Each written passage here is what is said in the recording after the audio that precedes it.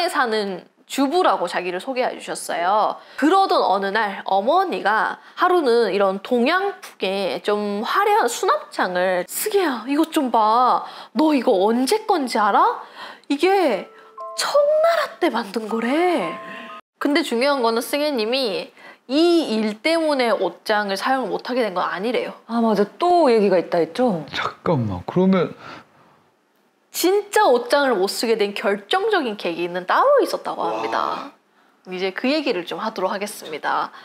자, 이분이 진짜 옷장이 공포를 느꼈던 어떤 사건이 있었는데 이거는 이분이 성인이 되고 나서 겪으신 일이래요. 원래 이분 방에는 커다란 장롱이 벽 한쪽에다 있었는데 이 장롱으로 얘기하자면은 어디서 중고로 가져온 것도 아니고 그 중국 수납장처럼 앤틱하고 그런 것도 아니고 당시에 1997년에 어머니께서 가구에 워낙 관심이 많은 분이다 보니까 맞춤 가구, 그것도 완전 고급 맞춤 가구 하는 데에서 승혜님 방 크기에 맞게 직접 짜맞춘 장롱이 하나 있었대요. 근데 어머니가 가구에 워낙 취미도 있고 안목도 있고 하시다 보니까 그 수입 원목, 그 소재, 그 크기, 뭐 칸을 어떻게 할지 이것까지 전부 다 맞춤으로 해서 맞췄기 때문에 그게 20년 가까운 세월과 함께 자연스럽게 그 낡은 그런 고풍스러운 색현짜리 옷장이었다고 합니다. 이 장롱이 생각보다 꽤 컸대요. 방 한쪽에 있으니까. 그러다 보니까 여기에는 그 방 주인인 승혜님의 옷만 단순히 들어있던 게 아니라 오른쪽 한쪽에만 승혜님이 쓰고 나머지에는 막 엄마가 처녀 시절에 입었던 옷이라든지 아니면 승혜님과 당시 승혜님 친언니가 있었는데 두 사람이 아기 때 덮었던 그런 이불이라든지 그런 옷 같은 그런 잡동사니들이 무더기로 들어있었대요. 그러니까 실제로 제일 오른쪽 한 칸만 이 분이 쓰셨던 거고 나머지는 그 집안에서 조금 정리가 안 되는 그런 옷가지나 이불, 담요 같은 걸로 그냥 마구잡이로 그 장롱 속에다가 그냥 넣어져 있었다고 합니다. 그래서 어머니가 가구를 좋아하긴 하셨지만 그렇게 정리를 꼼꼼하게 하시는 스타일은 아니었대요. 그러다 보니까 그 옷을 넣어두는 한 켠만 빼고는 나머지는 그냥 거기가 잡동산인 거야. 그러다 보니까 그 칸을 여는 일이 거의 없었대. 거기는 막 열면 다 쏟아져 내리고 막 이러다 보니까 그래서 이 장롱은 요 승혜님한테도 항상 그냥 그 자리에 있던 변함없는 그런 나의 어린 시절부터 함께 자라온 가구 같은 존재였는데 이분이 이제 성인이 되고 나서 28살이 되던 해에 봄에 있었던 일인데요. 이거는 당시에 대학원을 진학하게 돼가지고 새벽 2, 3시가 넘을 때까지 잠도 못 자고 공부하는 일이 굉장히 많았었대요. 근데 그 전까지만 해도 집에 이런 일이 없었는데 이상하게 새벽 2시 정도가 되면은 장롱 안에서 뭔가 쿵 하는 소리가 자꾸 들려오기 시작하더래. 그 처음에는 뭐지? 아, 잘못 들었나? 라고 생각하고 무시를 했었다고 합니다. 근데 당시에 집에 우리 옛날 보일러들은 좀 소음이 조금씩 나잖아요. 쿵쿵 할 때가 있잖아. 그래서 그 보일러에서 좀 나는 소린가 보다 무시를 했었는데 이게 시간이 지날수록 정말 안에서 사람이 약간 발로 치는 것처럼 쿵쿵쿵 하는 소리가 점차 더 크고 선명하게 들리기 시작했다고 합니다. 당시에 이분은 그 대학원 학업 때문에 계속 지쳐있는 상태였기 때문에 그 소리가 크긴 했었어도 거기에 그렇게 신경 쓸 겨를이 없는 상태였대. 그러니까 굉장히 어떻게 공부에 좀 조금 찌들려 있는 상태였던 거지. 그래서 그냥 무시를 했는데 봄이 가고 여름이 다가올 무렵 어느 날 밤에 그날은 과제를 좀 일찍 마무리해가지고 자정 무렵에 조금 일찍 잠에 든 날이었었다고 해요. 잠을 자다가 또다시 장롱 쪽에서 들려오는 그 쿵쿵 소리에 잠에서 깨고 말았다고 합니다. 근데 잠결에 그 장롱 쪽을 딱 쳐다봤는데 신기하게 장롱의 문이 좀 살짝 열려 있더래. 원래 안 연다고 했잖아요. 당시에 그때는 너무 근데 그게 피곤했던 터라서 아 내가 헛것을 봤구나라고 생각을 해서 그냥 잠에 들었다고 합니다. 다음날 일어났더니 장롱 문은 그치 닫혀 있었겠지. 그리고 나서 또다시 얼마 안 지나서 다시 또 장롱 문이 덜컹덜컹 하는 소리와 함께 그 왜 옛날 장롱은 열 때마다 소리가 좀 나잖아요. 그게 계속 열렸다 닫혔다 하는 그런 소리가 나더래, 잠결에. 그래갖고 이분이 또다시 왜 이런 소리가 나지 하고 잠에서 탁 깼는데 신기하게 그때는 가위가 눌리면서 그 문이 덜컹덜컹거리는, 왜 그 옛날 장롱들이 문이 이렇게 시원하게 안 열리고 뭔지 알지? 약간 덜컹덜컹거리잖아. 그 덜컹덜컹 거리는 소리에 맞춰서 이분이 몸이 같이 들썩들썩 움직이는 그런 느낌이 들더래, 가위에 눌렸는데. 그래서 이분 표현에 의하면은 마치 누가 몸을 쥐고 그러니까 어떻게 보면 침대 위에서 누가 뛰고 있는 느낌? 아니면 침대 밑에서 누가 이렇게 하고 있는 느낌? 혹은 누가 내 몸을 쥐고 이렇게 흔드는 것처럼 그 덜컹거리는 소리에 맞춰서 몸이 이렇게 위아래로도 움직였다가 좌우로도 움직였다가 이런 정말 말도 안 되는 그런 일들이 생겼다고 합니다. 그래서 이분이 어떻게든 몸에 힘을 줘가지고 움직이지 않으려고 했는데 어찌된 일인지 몸에 힘이 하나도 안 들어가는 그런 상태였대요. 그래서 이게 가위에 눌린 건지 아니면 내가 꿈을 꾸고 있는 건지 정말 그런 혼란스러운 상태에서 막 힘들어하고 있는데 그 순간 머리맡에서 뭔가 서 있다라는 느낌이 딱 들면서 그곳을 눈만 떠 있잖아, 어떻게 보면은. 그곳을 이렇게 딱 쳐다봤더니 온몸이 새카맣게 탄 것 같은 아이가 신이 나 죽겠다는 듯이 웃고 있었다고 합니다. 머리 위에서. 근데 이 머리가요, 이분 표현에 의하면은 폭탄을 맞은 것처럼 엉망진창이 돼 있었는데 그 머리가 뾰족뾰족 곤두서 있는 모습이었다고 합니다. 이건 잘 기억해 두세요. 그래서 당시에 이분이 이 아이 귀신을 보자마자 그냥 무섭다 이 정도가 아니라 나 이대로 있다가 죽겠다라는 생각이 들더래. 그래서 이거 죽음에 대한 공포까지 몰려왔었다고 합니다. 그래서 어떻게든 몸에 힘을 주려고 안간힘을 썼는데 진짜 그 발악을 계속 하다 보니까 그 귀신은 계속 웃고 있고 이 사람이 막 어떻게든 발악하려고 하다 보니까 손가락에 힘이 조금씩 들어가는가 싶더니 어느새 몸에 힘이 쫙 들어가면서 아이 귀신은 사라져 있고 가위에서도 풀려났다고 합니다. 그날 이후로 이 승혜님은 이 방에서 잠자는 게 너무 무서워진 거야. 어떻게 보면 죽음의 공포를 느낀 거잖아요. 그러다 보니까 내 방에 그것도 장롱 안에 뭔가가 있다라는 그런 확신이 들기 시작하면서 너무 무서워서 이 방에서 잠을 잘 수 없겠다라는 판단을 하셨고 당시에 이 승혜님의 친언니가 시집을 가가지고 친언니 방이 비워져 있는 상태였대요. 그래서 이 방으로 자기가 조금 생활할 수 있는 그런 것들을 큰 것들을 못 옮기니까 그런 짜잘한 물건들이나 당장 필요한 것들만 이 친언니 방에다 옮겨놓고 그 방에서 지내기 시작했다고 합니다. 당시에 어머니는 언니 방을 겨우 다 정리해놨더니 왜 네가 또 여기를 어지르고 있냐? 라면서 조금 뭐라고 하셨대. 근데 이때도 이승혜님은 자기가 겪은 일을 얘기를 할 수가 없더래. 왜냐면은 무섭기도 했고 또 그거를 얘기하는 순간 이분이 좀 약간 그때는 부정하고 싶었던 마음이 좀 컸었대요. 그래서 입 밖에 내는 게 사실이 되는 것 같아서. 그치. 그래서 그냥 나쁜 꿈이었다. 이거는 내가 논문 스트레스 때문에 이게 극에 달해서 내가 이런 꿈을 꿨다라고 생각하자라고 계속 자기를 세뇌하고 있던 때라서 그 말을 차마 할 수가 없었다고 합니다. 그렇게 언니 방으로 옮기고 나서 또 생활을 하니까 또 좀 괜찮아졌대. 그래서 아 이제 그 진짜 내가 그때 스트레스가 좀 컸나 보다라고 생각할 때쯤에 언니가 출산을 해가지고 100일 된 조카를 데리고 친정집에 오게 되었다고 합니다. 그래서 승혜님은 또다시 어쩔 수 없이 언니 방을 다시 돌려줘야 했는데 왜 우리 또 시간이 지나면 이 무서움도 좀 덜해지잖아요. 게다가 당시 승혜님 방이랑 언니 방이랑 그냥 바로 옆에 붙어있는 그런 구조였다고 합니다. 그래서 이분이 방이 무섭긴 해도 바로 옆에 언니도 있고 또 조카도 있고 누군가가 있다는 사실만으로 좀 안도감이 드니까 그래서 아 오늘은 내 방에서 좀 잘 수도 있겠다 라는 생각에 들어서 내 무슨 일 생기면 소리 지르면 되지. 그럼 언니가 알 거야 라는 그런 안도감으로 자기 방에 들어가서 그날은 잠을 잤다고 합니다. 하지만 그건 저만의 착각이었습니다. 그날 오랜만에 방에서 잤는데 그날 바로 꿈에 이렇게 잠에 싹 들자마자 장롱에서 쿵쿵쿵쿵 하는 소리가 들려오기 시작했고 잠에서 깨서 고개를 살짝 들어가지고 옆을 딱 쳐다봤는데 바로 그 순간 가위에 또다시 눌린 거야.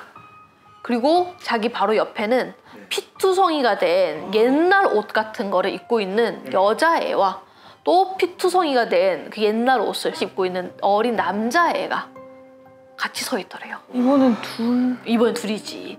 근데 둘 다 고개를 이렇게 푹 숙이고 있더래. 얼굴이 안 보이고.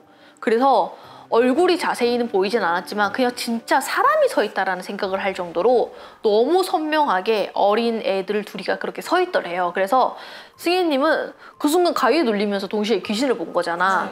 그러다 보니까 그 당시에 자기 기억으로는 자기가 움직이거나 뭔가 이렇게 몸에 변화를 주면은 줄 수도 없는 상태였지만 하면은 그 두 귀신이 자기한테 달려들 것만 같은 그런 공포감이 갑자기 몰려오기 시작하면서 그 상태로 얼기도 했고 또 가위에도 눌렸고 그런 상태였다고 합니다. 근데 이분이요, 이 편하게 누워있는 상태에서 이렇게 해서 가위에 눌린 게 아니라 고개가 이렇게 살짝 반쯤 들려있는 상태에서 그렇게 가위에 눌렸다고 합니다. 이렇게 해서 고개는 들려있지, 옆은 쳐다보고 있지, 몸은 다 얼어있지 이런 상태에서 그 두 귀신이 고개를 아까 숙이고 있다고 했잖아. 근데 그 두 귀신이 없어지기는커녕 점점 더 승희님한테 가까이 더 가까이 다가오는 그런 느낌이 들었고 나중에는 얼마나 가까이 왔냐면은 이 여자 귀신이 고개를 숙이고 있다 보니까 머리카락이 이렇게 밑으로 향해 있을 거 아니야.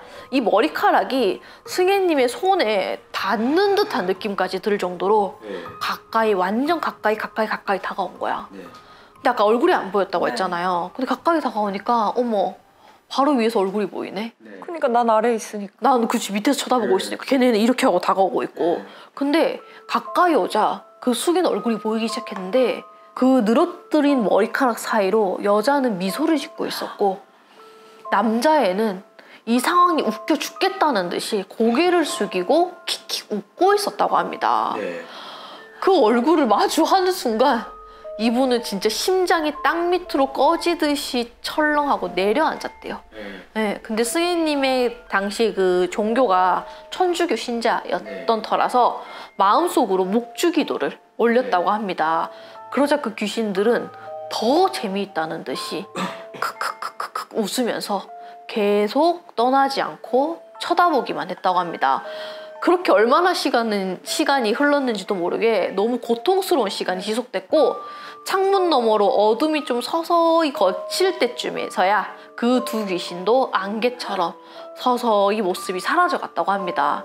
더 이상 이 일을 외면할 수 없다는 생각이 들어가지고 승혜님은 다음 날이 되자마자 이 모든 것들을 엄마와 언니한테 다 털어놓게 됐대요.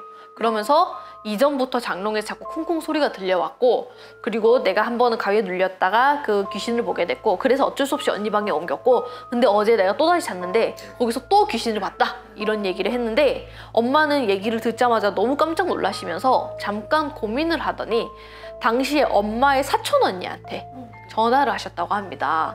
이 사촌 이모는 무당은 아니고 카톨릭 신자였는데 옛날부터 신기가 좀 있으셔가지고 이런 영적인 문제를 집안에서 발생하는 그런 문제들을 몇 번 해결한 적이 있는 그런 분이셨다고 해요. 그래서 어머니는 그 이모한테 승혜님 방에 장롱에 문제가 있는 것 같다라는 얘기는 안 하시고 그냥 승혜 씨가 자꾸 이상한 꿈을 꾸고 조금 상태가 좀 안 좋다 이런 식으로 얘기를 해서 한번 자기 집에 와줄 수 있냐라고 부탁을 하셨고 결국 그분이 이 집에 오게 되었다고 합니다.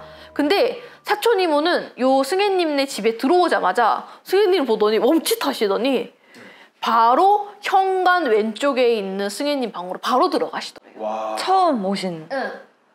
그 방을 바로 그냥 들어가신 거지. 그러고서는 대뜸 방의 장롱들을 문을 다 활짝 열기 시작하더니 아이고 이러니 귀신이 꼬이지 안 꼬여? 제발 정리 좀 하고 살아 라는 얘기를 먼저 하셨다고 합니다. 그리고 그 가족들이 다 깜짝 놀라가지고 혹시 이 장롱에 뭐가 문제가 있냐라고 했더니 그 이모께서는 나처럼 이런 거 저런 거 귀신 보고 하는 사람들 사이에서 하는 얘기가 있어. 그건 바로 옷장 문짝이 저승문짝이라는 그런 얘기가 있는데 이 장롱처럼 이렇게 크고 안이 비어있는 가구들은 귀신들이 원래 좋아해. 게다가 아무 물건이나 이렇게 정리도 안 되고 정신사납게 이렇게 넣어두니까 얼마나 귀신들 입장에서는 음습하지. 놀기 딱 좋잖아. 숨바꼭질하기도 좋고 라는 얘기를 하게 되셨다고 합니다. 근데 승혜님 가족들 입장에서는 좀 이해가 되지가 않잖아요. 왜냐면 이게 중고로 갑자기 들여온 것도 아니고 뭔가 밖에 있다가 들어온 것도 아니고 어떻게 보면 거의 20, 30년을 우리와 함께 쭉 왔던 건데 갑자기 이전에는 문제가 없다가 이 문제가 생긴다고? 라고 이제 물어보셨대요. 그 이모한테. 그랬더니 이모가 새 옷장이라도 당연히 귀신이 들어앉을 수가 있지. 네가 여기저기 귀신 데리고 와가지고 귀신이 그 옷장에 들어갈 수도 있는 거고 라고 하면서 갑자기 승혜님을 보더니 잠깐만 너 혹시 최근에 상갓집 갔다 온 적 없어? 라고 물어보셨다고 합니다. 근데 그 순간 승혜님이 너무 깜짝 놀랐대. 왜냐면은 당시에 고등학교 동창 친구가 불의의 사고로 갑작스럽게 세상을 떠나게 되면서 가까운 친구들이 모여가지고 그 장례 절차를 처음부터 끝까지 계속 따라다니면서 그 일을 돕고 그 가족들을 위로해줬던 게 실제로 그 쿵쿵쿵 거렸던 그 시기와 딱 맞아 떨어지더래요. 그럼 그때 거기서 뭔가 그치, 붙어와서 그 장롱에 들어갔던 거지. 그날 이후로 20년 동안 저희 친정집에서 한 자리를 지켜오던 그 장롱은 처분이 되었다고 합니다.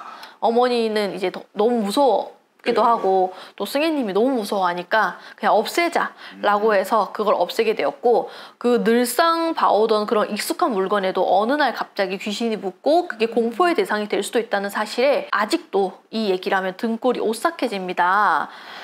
그래서 저는 그때 들었던 옷장 문짝이 저승 문짝이다 라는 얘기를 듣고 나서 그 말이 너무 무서워가지고 지금 시간이 한참 지났는데도 지금도 옷장을 못 쓰고 그 10년 전에 만났던 자기 몸을 들썩거리게 만들었던 그 귀신을 행여라도 또 만나게 될까 싶어가지고 옷장을 절대로 안 쓴다고 하십니다.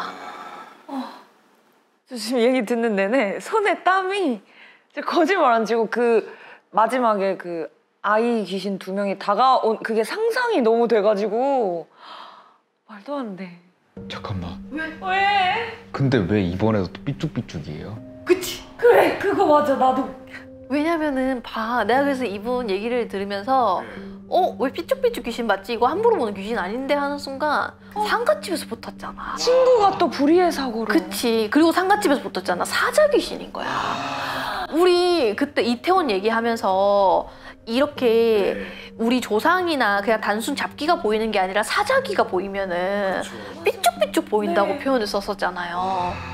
그러니까 사자기라 하면은 진짜 사람을 죽일 수 있는, 물론 힘의 강도는 다를 수 있어. 바로 죽일 수도 있고 아니면 그런 기운 때문에 서서히 죽일 수도 있고 아프게 할 수도 있고 어쨌든 간에 이런 살아있는 사람의 목숨을 조금 좌지우지할 수 있는 그런 형태의 귀신이 붙어 있으면은 이런 삐쭉삐쭉한 머리로 보이는 그게 있어. 실제로 그래서 그 이태원 컨텐츠가 올라가고 나서도 이런 거를 한 번도 겪거나 모르시는 분들은 이제 또 조롱 비슷하게 아니 그러면은 삐에로가 생긴 지가 얼마 안 됐는데 그럼 삐에로가 이미 저 귀신의 반열에 오른 거냐 막 이런 얘기를 하셨었거든. 근데 봐, 지금 사자기를 본 사람들은 다 공통적으로 한 얘기가 있어. 머리가 삐쭉삐쭉 돼 있어. 저도 얘기했잖아요. 그게 삐에로로 보일 수밖에 없었던 게 머리가요. 우리 삐에로 보면은, 무서운 삐에로 보면은 약간 별처럼 이렇게 삐쭉삐쭉 서 있잖아요. 그걸 본 거거든 사실은. 그리고 우리가 아는 이제 이미지화 된 게 삐에로니까 삐에로라고 표현을 한 거고. 맞아. 근데 또 저도 그 댓글 중에 본 게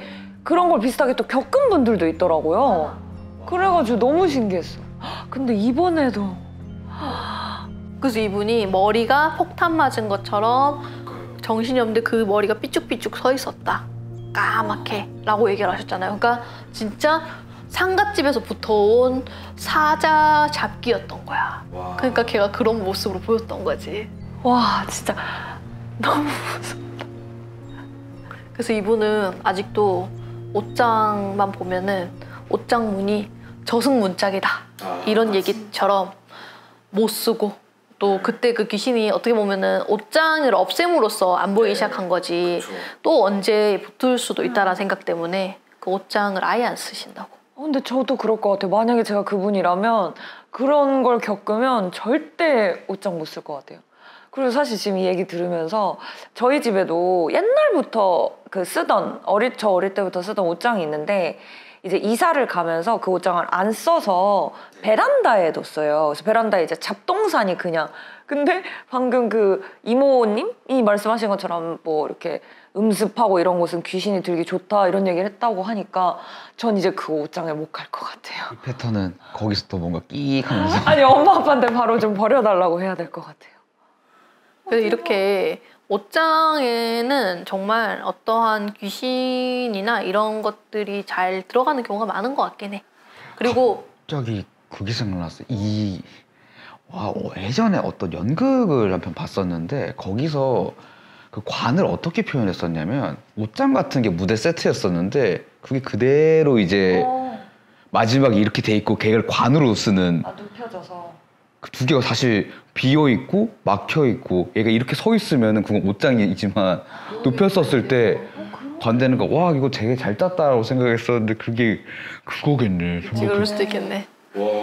그래서 이분이 진짜 옷장 문짝이 저승 문짝이다라는 말에 동의를 하냐라고 여쭤보셨는데 우리 그때도 얘기했잖아요. 저승은 멀리 있지 않다. 실제로 굿 문서 중에서도 저승이 멀리 있는 줄 알았더니 문 열고 나가니까 바로 저승이더라. 대문 밖이 저승이더라. 이런 표현이 있다시피요. 아마 옷장도 워낙 크기가 크기도 하고 또 문이 달려있는 구조잖아요.